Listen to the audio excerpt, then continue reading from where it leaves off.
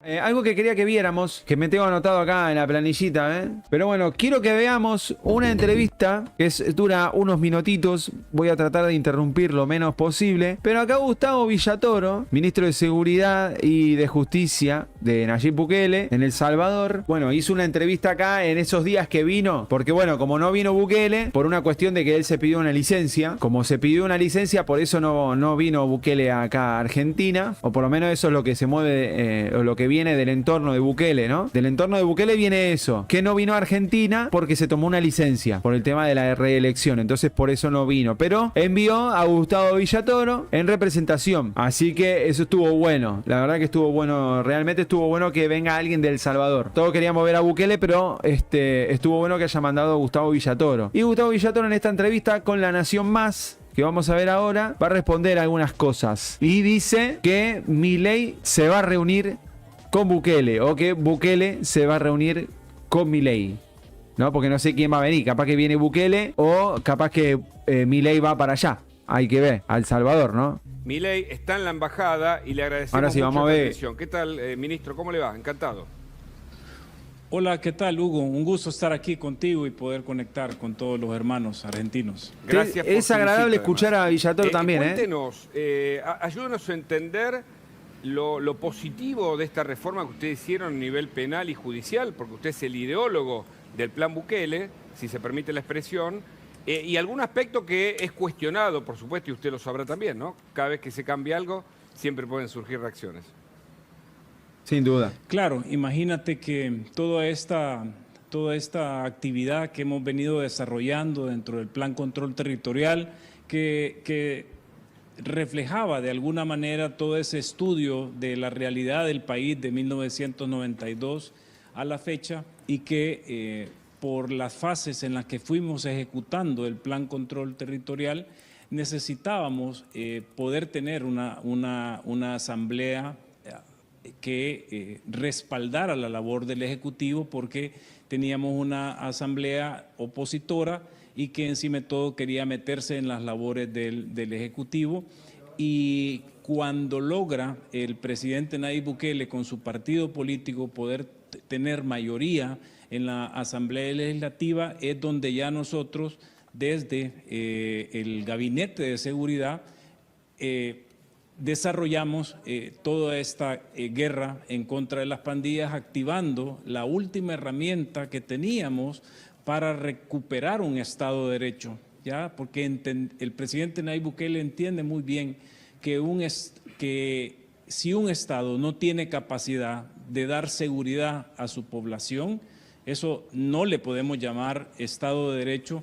Y claro, por supuesto, al hacer uso de estas herramientas y poder presentar todo este compacto de reformas a esas leyes penales perversas que nos sembraron en los últimos 25 años en el país, y que no somos los únicos, estamos claros que esto ha sido a toda América Latina nos han plagado de estas leyes perversas para que el Estado nunca le gane la guerra al crimen organizado. Totalmente. Y pues mira los efectos de haber tomado una decisión muy soberana, muy valiente, contar con el apoyo del más del 97% de la población, tener ya encarcelado a más de 74.500 pandilleros que eran esos asesinos seriales que por más de 20 años... ¿Cuántos, ministros? 74.500. 74.500. Qué bárbaro. Impresionante. Ahora, ministro, y supuestamente todavía hay más. Esa reforma penal es clave porque en la Argentina, por ejemplo, nuestro código tiene más de 100 años y todavía no se ha reformado el código penal.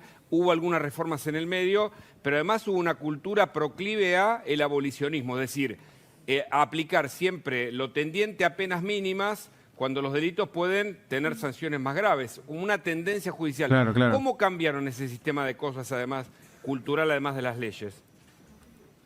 Redujeron jueces, ¿no? Bueno, no sé si lo va a decir. Imagínate cómo no iba a ser posible cambiar cuando tenías a una población sometida a un régimen terrorista. Es decir, para que tú tengas una idea, había un Estado fallido que era el que era electo democráticamente, pero estaba el verdadero Estado criminal, que era el que realmente mandaba en Claro. el territorio salvadoreño y a más de 6.3 millones de salvadoreños. De tal suerte que venir y hacer lo correcto de una forma valiente y cambiar las leyes para que el Estado por fin contase con herramientas para poder derrotar al crimen organizado es lo que tiene, y para nosotros, para el Gabinete de Seguridad, para el presidente Nayib Bukele, definitivamente que haber devuelto la esperanza a nuestra gente, eso es algo que nos llena y que es la paga, la mejor paga que nunca vamos a recibir por hacer lo correcto, por hacerlo de una manera soberana, apartando a todos estos organismos internacionales y a todos estos disque países amigos que nos llegaron a dejar recetas para que resolviéramos el problema, pero era para que nuestra enfermedad fuera más crónica. Muy cierto. Eso se refiere a las famosas organizaciones de derechos humanos que solamente se pronuncian a favor de la delincuencia. Es decir, si vos como Estado intervenís y hacés pagar al delincuente como corresponde, como tiene que pagar, ahí salen las organizaciones, como le estuvo pasando a Bukele, que ya está, ya creo que las organizaciones ya deben decir, ya fue, no nos metamos más. Yo creo que ya por cansancio le ganaron, ¿no? Me imagino. Pero todavía están algunos medios de comunicación así. Estados Unidos también, sí, sin duda. Es como algo que ya está así, ¿no? Como, bueno, Villatoro lo está diciendo. Es una línea que bajan de algún lado, no sabemos, de algún lado misterioso, que las bajan.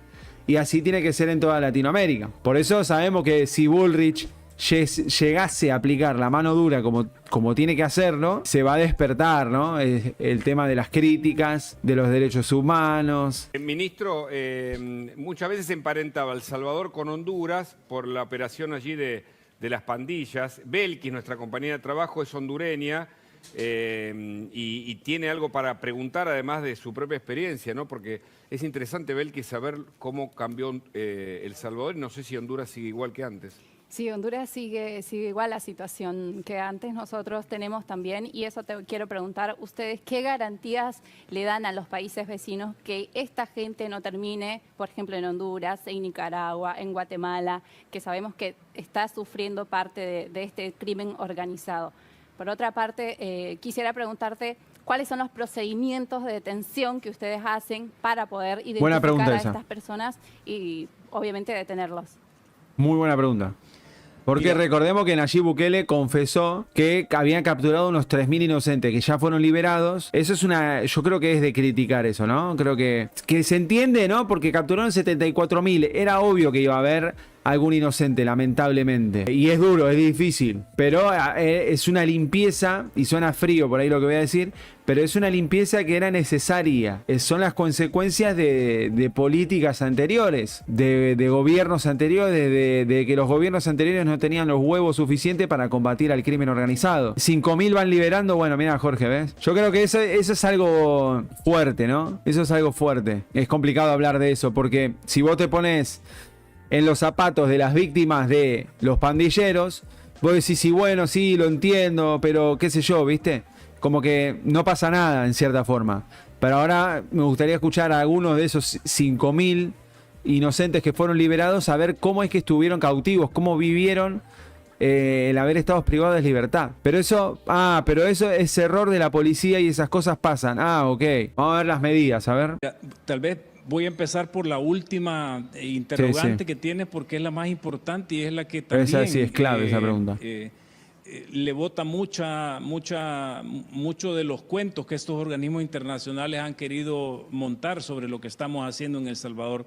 ¿A dónde encontramos los registros de 76.600 pandilleros el día 26 de marzo del 2022 que le declaramos la guerra a las pandillas? En ese mismo sistema fallido de justicia. En 20 años de entradas y salidas, de ver cómo estos pandilleros entraban y salían. Claro, y si había alguien que declaraba en contra de ellos, los mataban y punto, se acababa el proceso y salían libres. Ahí están esos 76.600 registros. ¿Y cómo hacemos? Le dimos a nuestras fuerzas del orden, ejército y policía, los perfiles de ellos. ¿Ya?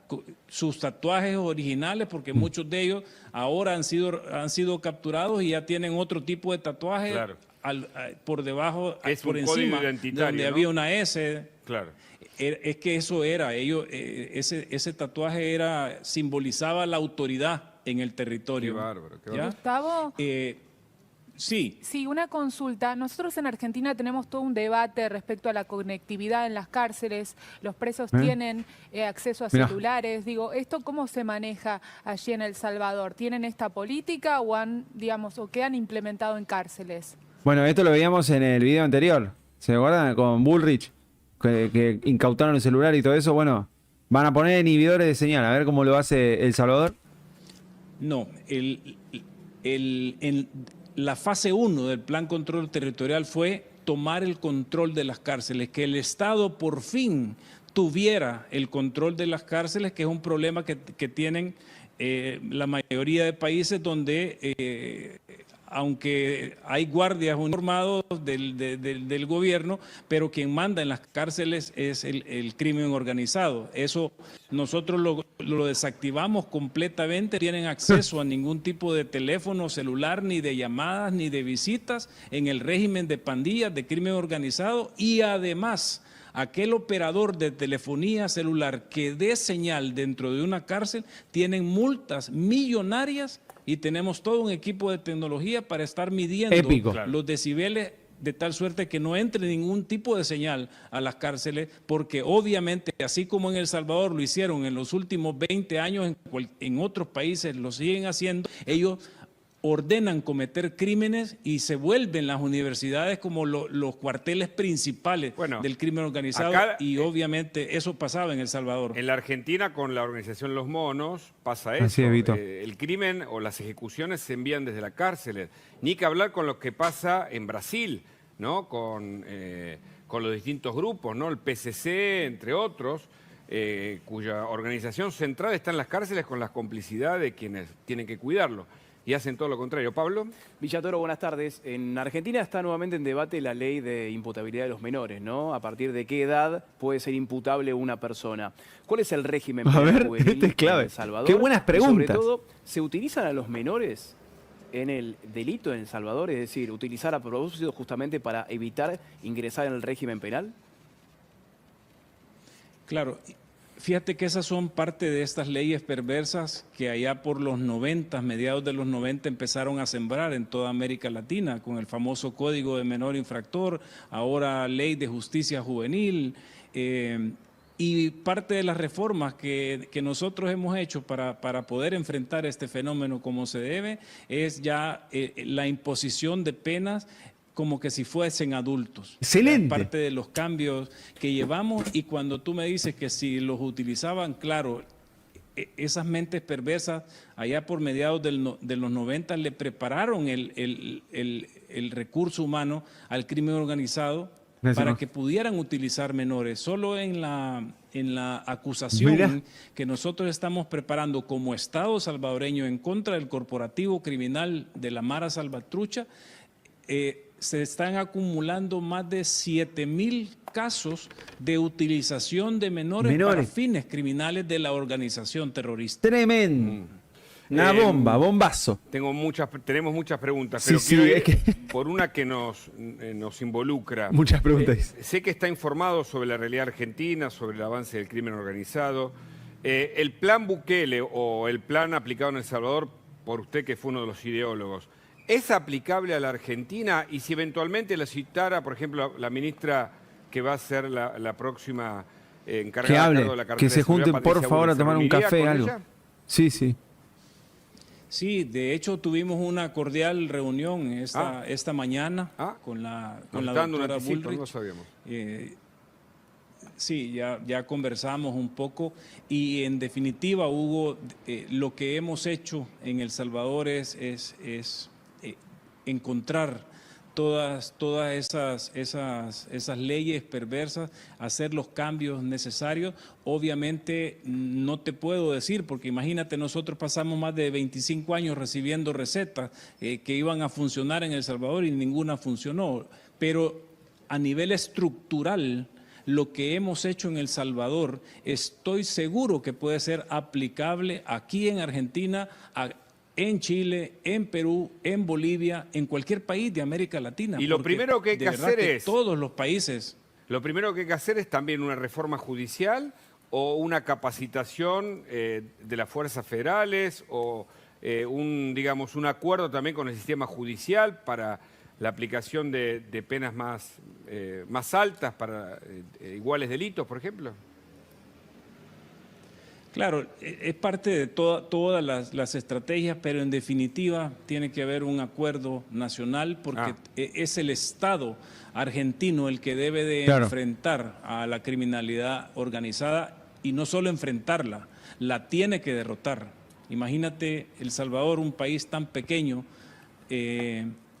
con recursos limitados, sin recursos naturales, pero hicimos algo que todo el mundo y todo especialista de seguridad que llegaba a El Salvador decía que era imposible, que teníamos incluso que aprender a convivir con las pandillas porque no había forma de acabar con ellas.